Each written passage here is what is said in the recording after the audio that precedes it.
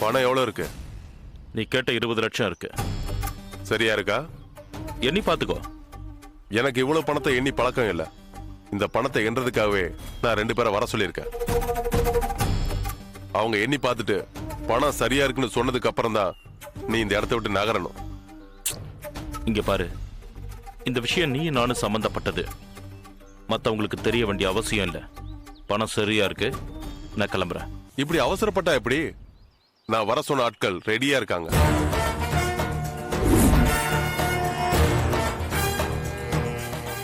இவங்க CID officer sir. இவர்தான் Suresh industries ஓனரோட பையன் சுரேஷ் சார். ரெட் ஹேண்டடா மாட்டிக்கிட்டாரு. என்ன இப்படி பண்ணிட்ட? நீ எவ்வளவு பணம் கேட்டிருந்தாலும் கொடுத்துருப்பனே. நீ பண்ண கொலைக்கு பிராயச்சித்தம் பணம் கிடையாது. கோர்ட்டு மூலியமா உனக்கு கிடைக்க போற தண்டனை தான். உன்ன மாதிரி ஆளுங்களெல்லாம் பொறி வச்சு பிடிக்கிறது தான் எங்க வேலையே. என்ன அப்படி பாக்குற சுரேஷ்? நான் மிரட்டல் பேரொலி கிடையாது. குற்றப்பிரிவுல நான் கிரேட் 2 அதிகாரி. ஒரு கொலையை நிரூபிக்க வலுவான ஆதாரங்கள் வேணும். அந்த ஆதாரங்களை சேகரிக்க தான் நான் உன் வீட்டுக்கு பிளாக்மெயிலரா வந்தேன். உண்மையிலே நீ கொலை பண்ணதா என்கிட்ட எந்த ஆதாரமும் கிடையாது. சும்மா வச்சும் வள்ளி கிட்ட உன் கை மாதிரி ஒரு ஆளை நடிக்க வச்சு வீடியோ எடுத்தோம். பக்கத்துல இருந்த அனாத ஆசிரமத்துக்காரன் அங்க எதையோ திருப்பி எடுக்க வந்தான். அவன் மூலமா தான் உன் விஷயம் தெரிஞ்சது. ஒருவேளை நீ கொலைகாரனா இருக்கலாமோன்னு சும்மா போட்டு வாங்கணும். நீயா மாட்டிக்கிட்ட. நீயும் நானும் பேசின பேச்சு இதுல ரெக்கார்ட் ஆயிருக்கு. வாங்க போலாம். சார், நான் கொலை பண்ணல சார். இது விபத்து மாதிரி நடந்த சம்பவம் சார். அந்த வக்கீல் வள்ளி யாருன்னு எனக்கு தெரியாது சார். சும்மா வளவளன்னு பேசிக்கிட்டு இருக்க கூடாது. வள்ளி இறந்து போனதுக்கு காரணம் நீதான். அதை ஒத்துக்கிறியா இல்லையா? சார், அது வந்து நான்... நீ படிச்சவன் தானே. விஷயம் எப்படி ஆயிருக்குன்னு தெரிஞ்ச உடனே போலீஸ்க்கு வந்திருக்க வேண்டியதானே. அதை விட்டுட்டு ஓடி போயிட்டியே. விசாரிக்க ஆள் வந்து மிரட்டினப்பாவது நீ போலீஸ்க்கு வந்திருக்கணும். ரெண்டும் பண்ணாம பணத்தை கொடுத்து சரி கட்ட பார்த்தே இல்ல. அதெல்லாம் ஒன்றும் பேசாதீங்க, நடங்க. சார், நான் சொல்றதை கேளுங்க சார். நான் என் வக்கீல் கிட்ட பேசுறேன். இப்போதைக்கு யாருகிட்டையும் பேச முடியாது. எஃப்ஐஆர் போட்டதுக்கு அப்புறம் நீ யாருகிட்ட வேணாலும் பேசிக்க. சார், நட. Sir please sir. சார், நான் சொல்றதை கேளுங்க சார். சார் ப்ளீஸ் சார், சொன்னா கேளுங்க சார்.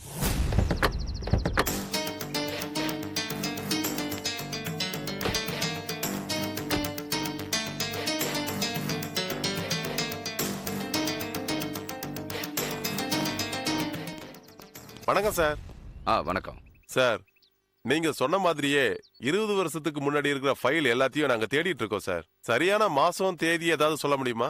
8/2/1982 காலையில 10 மணி இருக்கும். பெரியசாமி கூட இருந்தாரு. அவர் கையில தான் ஃபார்மை ஃபில்அப் பண்ணி கொடுத்தேன். சரிங்க சார், தேடிட்டு இருக்காங்க. உள்ள வந்து உட்காருங்க சார். பரவாயில்ல, நாங்க கொஞ்சம் பேச வேண்டியது இருக்கு. சார், உங்களுக்கு டீ ஏதாவது அனுப்பட்டுமா? அதெல்லாம் ஒண்ணும் வேண்டாம், பரவாயில்ல இருக்கட்டும். உங்களுக்கு என்னோட பையன் பேரு ஞாபகம் இருக்கா? ஞாபகம் இருக்கு சார். கிரண் தானே? நான் பாத்துக்கிறேன். சரி. யாரு கிரண்? என் பையன்கள ஒருத்தன். என் ஒய்ஃபுக்கு பிறந்தது 2 குழந்தைங்க.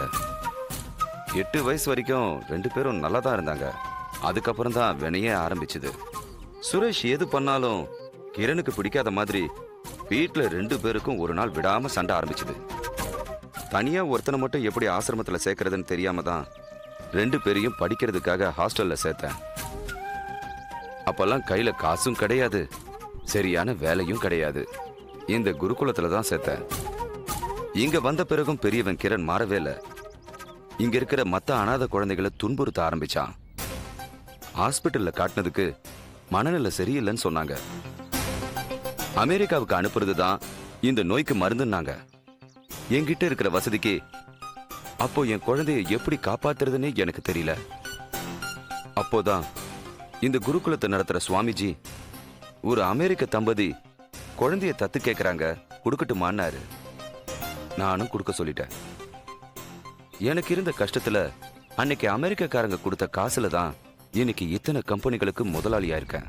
எத்தனை வயசுல நடந்துச்சு இது? 8 வயசு இருக்கும் குழந்தைக்கு. 20 வருஷத்துக்கு முன்னால நடந்தது. இப்ப எதுக்கு திடீர்னு அந்த பையனை தேடுற? போன வாரம் நான் கார்ல போன போது அந்த பையனை பார்த்தேன். இந்த ஊர்லயா? ஆமா, அதுவும் எங்க வீட்டுக்கு பக்கத்து தெருல. 20 வருஷங்களுக்கு முன்னாடி தத்து கொடுத்த பையனை இப்ப எப்படிப்பா ஒரே பார்வையில கண்டுபிடிச்ச? என் பசங்க 2 பேரும் ஒரே மாதிரி இருப்பாங்க. ஓஹோ. அதான் அவனை தத்து கொடுத்த அமெரிக்க தம்பதிகளோட அட்ரஸ தேட சொல்லிருக்கேன். Facebookலயும் போட்டிருக்கேன். பிரைவேட் டிடெக்டிவ்ஸையும் கண்டுபிடிக்க சொல்லிருக்கேன். அப்போ கண்டிப்பா பார்த்தது உன் பையன் தான் நினைக்கிறியா? நிச்சயமா அவன் என் மூத்த பையன் கிரண் தான். அவன் இந்த ஊர்ல தான் இருக்கான். அவனுக்கு என்ன ஞாபகம் இருக்காது இல்லையா? அதான் நான் இன்னும் தேடிக்கிட்டு இருக்கேன். சார், எவ்வளவோ தேடி பார்த்தா கிடைக்கல சார். கிடைச்சதும் உங்களுக்கு ஃபோன் பண்றேன் சார். சரி, அப்ப நாங்க கிளம்புறோம். Okay sir. வாங்க. உட்கார்.